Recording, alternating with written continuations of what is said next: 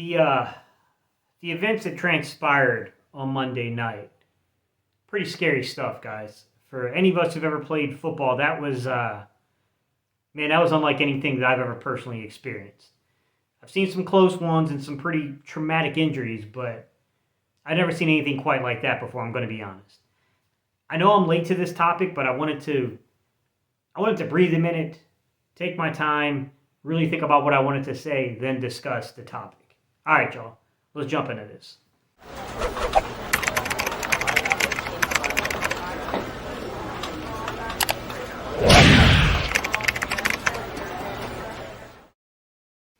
What's up, Cerebral Football fans? My name is Steven Hyder. This is Gate City Sports Channel. Hey, if you're new to the channel, this will be the first, second, third time you caught my content.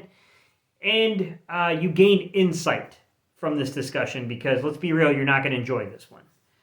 If you could do me a huge favor, guys, we're on a journey. We're on a path. We just crossed over 6,900 subscribers. We're heading towards 7,500 subscribers. I would love for you to be a part of that equation and join the Cerebral Football community. We call ourselves the Cerebral Lights here. I just need you to hit that subscribe button to do that. To my OG subscribers, hat in hand, here to ask you that favor, guys. Hit that thumbs up button, smash the like button, help me spike this algorithm and get this in front of new people that we can potentially convert into our little audience here on the YouTube. There are some moments in history that you kind of remember where you are. And, a man of my age, I was born in 83. There are a few things that really, really stand out to me, right? I mean, I was a little too young for the LA riot stuff and all that kind of stuff, guys. I was alive, but I didn't really understand the impact of that. I'll never forget where I was on September 11th, 2001. I remember vividly being there, okay? I will never, ever, ever forget where I was on January 23rd, 2005. Why? Because it was the first time in my adult life, that I got to watch the Philadelphia Eagles win the NFC and participate in the Super Bowl. I'll never forget that moment, right? I'll never forget where I was, on November 6th of 2008 when Barack Obama won the presidency. We had our first black man or person of color become the president of the United States. I'll always remember exactly where I was in that moment, what was going on. Fast forward, go to 2018, Nick Foles shocking the world, winning the Super Bowl, and I'll never forget that, guys. I'll never forget last night, or I'll never forget Monday night now either. That was, it's hard to watch as someone who's played the game and coached the game. It's, I think it's every parent's nightmare if you have a child and you're considering let them play this sport. And it illustrates the risk. I'm not going to say it illustrates the worst of this sport, but it illustrates the risk that can come with this sport. Now, I want to say this outright. I'm not a doctor, not a physicist. I'm none of that stuff, guys. I don't have a license to practice medicine. So I cannot sit here and tell you that there were or were not underlying conditions that led to this particular symptom. I have no clue, guys. That's something we'll all have to kind of discover together. With that said, I can speak from the standpoint of what I think could be some potential resolutions here or potential safeguards, because there may not be a resolution to this particular problem, unfortunately. And to begin with, I want to say for, Damar Hamlin's family, I can only imagine what that was like watching that. I heard reports about his little brother, really going through agony, like going through a moment, having to watch his brother and what was going on in the field. Like, I can only imagine what that's like, guys. Like, that's got to be some of the worst. That's why I'm not going to sit here and show that play again. I be honest with you, I can go my whole life without ever seeing that play again. I don't care to see it. Any of us who've ever played the game, we know what it means.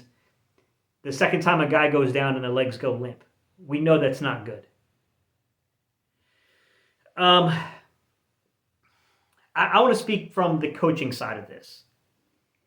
In the state of North Carolina, so when you go to North Carolina's High School Athletic Association, believe it or not, there is no state law, there's no state governing body that governs high school athletics or even middle grades athletics that requires a certification to coach. Now, I'm not going to say the majority of us because that could be misleading, but many of us have a license to teach. But there is no certification necessarily that is required to do first aid or anything like that, to go through some form of training when it comes to that. And that might be a little shocking if you guys don't know the inner politics behind the way that, athletics work in the high school and middle grade setting.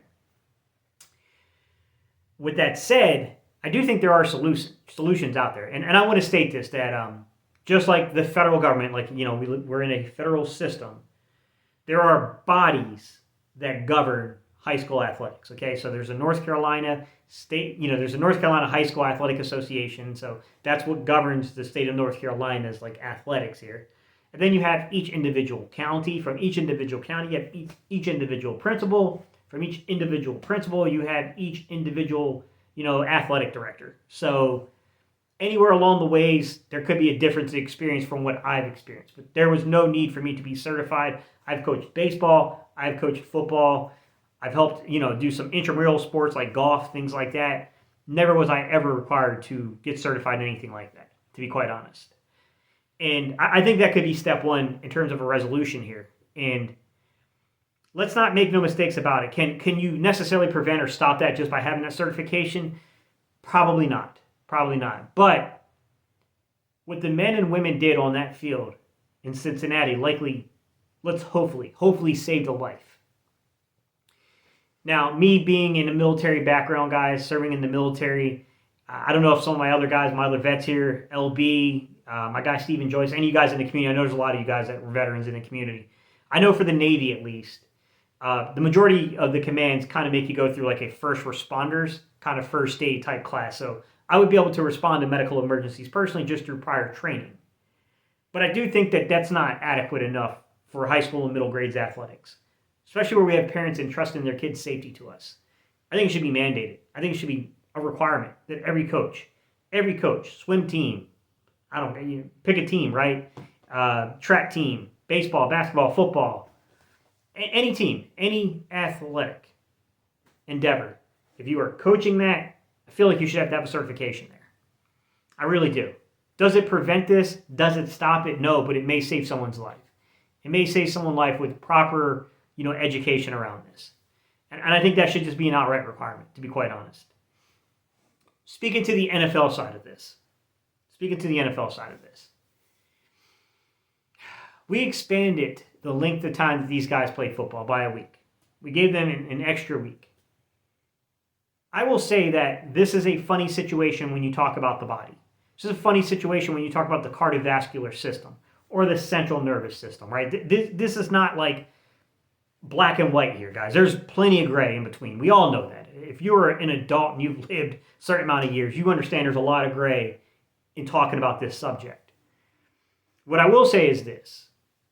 Rest, recovery, bringing down your stress levels, all those things are so freaking important. And they're so vital in helping along an individual, no matter how great of shape that individual is. This young man was 24 years old. I mean, we're talking about a guy that was probably in the upper 5% of all human beings, upper 5-10% of all human beings on planet Earth, in terms of physical fitness level. Proper rest and recovery, I think, is ridiculously important for these athletes. Even though they're professional athletes, what I'm advocating here, guys, is just extend the season one more week and give 2 bye weeks. What does it hurt to give 2 bye weeks? Extend the season one more week, prolong it out one more week, and give these players 2 bye weeks. I mean, we got teams that are getting bye weeks in like week 6 and week 7 in an 18-week season. It's not acceptable, in my opinion. I think that there should definitely be 2 bye weeks. And then you stagger those, how you're going to put them in there. And I know that you say, see, that makes things a little tough because you got to account for 32 teams getting 2 byes in, now what we're calling a 19-game season. 17 games, but a 19-week season, if you will. Figure it out. All I'm going to say is logistics can be worked out. We can figure it out. We can absolutely figure it out because, to me, this is dangerous, guys. We're playing with a very, very dangerous situation here. And I'm really hoping we avoided a catastrophe. I'm really hoping for, Damar's sake that this does not turn into something even more. 24 years old, guys. 24 years old. Let's be real.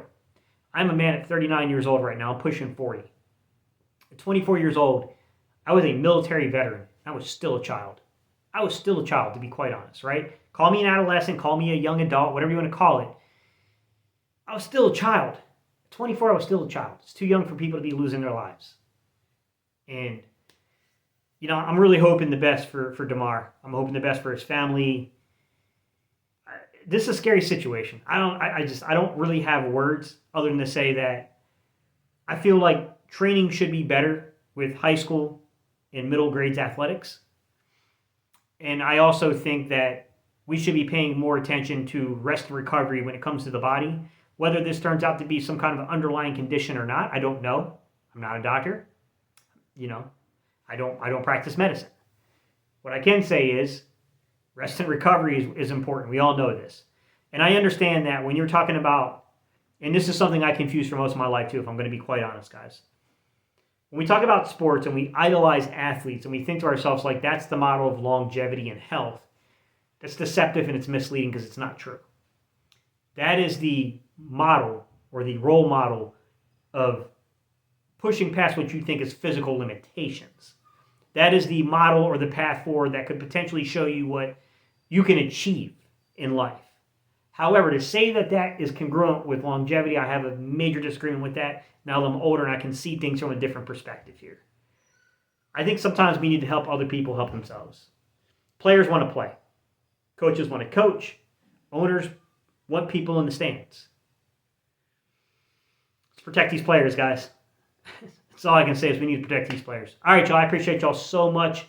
I promise you after this video, we'll get back to Eagles content, guys. And, hey, man, thank y'all so much. I'll see y'all in the next video.